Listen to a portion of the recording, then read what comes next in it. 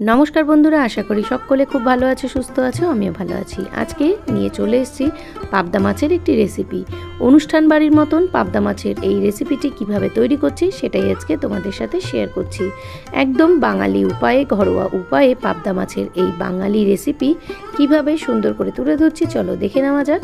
सबार प्रथम बाजार थेके आना एई पाबदा माछगुलो धुए जल झरिये रेखे देওয়া হয়েছে। তারপর এই মাছগুলোর মধ্যে দিয়ে দিচ্ছি 1 চামচ মতন নুন আর দিয়েছি সামান্য হলুদ গুঁড়ো আর দেব বেশ কিছুটা সরষের তেল। পাবদা মাছটা ভাজার আগে সরষের তেল দিলে পরে যখন রান্না করা হয় তখন কিন্তু খুব একটা ফাটে না, কিন্তু তাও বলবো এটা যেহেতু আঁশ ছাড়া মাছ সেটা কিন্তু ফেটে আসতেই পারে, তো সেই জন্য সাবধানতা অবলম্বন করেই কিন্তু রান্নাটা করতে হবে। তো দেখো তেল নুন হলুদ সব কিছু মাখিয়ে আমি আধা ঘন্টার জন্য রেখে দিয়েছি। এতে কি হবে মাছের মধ্যে খুব সুন্দরভাবে কিন্তু নুন হলুদ সুন্দরভাবে ঢুকে যাবে, তো খেতেও সুস্বাদু হবে। তো দেখো চলো রান্নাটা শুরু করা যাক। সবার প্রথম কড়াতে তেল দিয়ে দিয়েছি। তেলটা হালকা গরম হয়ে যাওয়ার পর তাতে দিয়ে দিয়েছি 1 চামচ মতন কালো জিরে।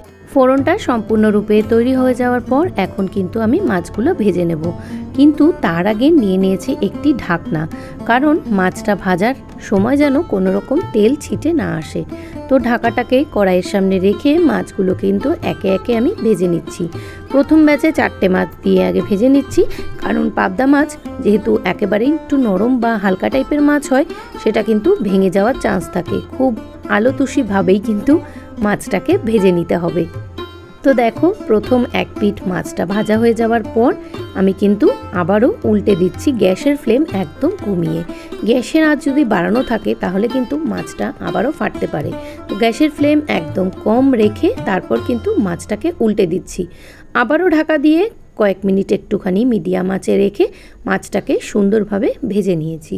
তো দেখো পুরোপুরি কিন্তু আমাদের মাছটা ভাজা হয়ে গেছে। তো এই রকম একটা হালকা ব্রাউন রং ধরে আসলে একটু টান টান হয়ে গেলে মাছটা তখন কিন্তু তুলে নিতে হবে। অনেকে পাবদা মাছ একটু কম ভেজেও খায়, কিন্তু সেটা কিন্তু পাবদা মাছের কোয়ালিটির ওপর ডিপেন্ড করে। তো যেহেতু এটা একটু মিডিয়াম সাইজের ছোট মাছ সেটাকে কিন্তু একটু শক্ত করে ভাজতেই হয়, কারণ একটু বড় মাছ হলে সেটা কম ভাজলেও চলে। তো দেখো এইভাবে কিন্তু আমি দ্বিতীয় ব্যাচের মাছগুলোকেও কিন্তু এইভাবে ভেজে নিয়েছি। তো সুন্দর একটা রং ধরে এসছে এবং মাছগুলোকে আমি তুলে নিচ্ছি।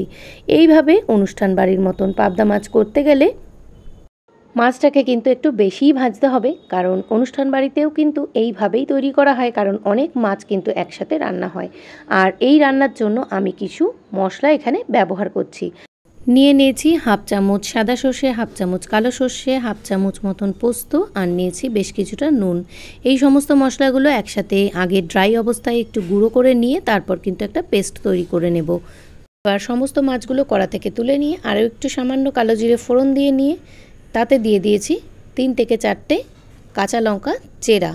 এটাতে কিন্তু আলাদা সুন্দর একটা গন্ধ বার হয় এই কালো জিরে আর কাঁচা লঙ্কা ফোড়ন দেওয়ার জন্য। তো এরপর ফোড়নটা পুরোপুরি তৈরি হয়ে গেলে এর মধ্যে দিয়ে দিচ্ছি 1 চামচ লঙ্কা বাটা আর দিয়ে দিচ্ছি 1 চামচ মতন আদা বাটা। আদা আর লঙ্কাটা খুব ভালোভাবে একটু কষে আসলে দিয়ে দেবো এতে হলুদ গুঁড়ো। সমস্ত মশলাগুলো খুব ভালোভাবে কিন্তু একটু কষিয়ে নেব যতক্ষণ না পর্যন্ত তেলটা ছেড়ে আসে। তেল ছেড়ে আসলে এর মধ্যে এখন অ্যাড করব আগে থেকে যে বেটে রেখেছিলাম সর্ষে পোস্ত আর নুন, এই সমস্ত কিছু একসাথে যে বেটেছিলাম সেইটাই এবার দিয়ে দেবো।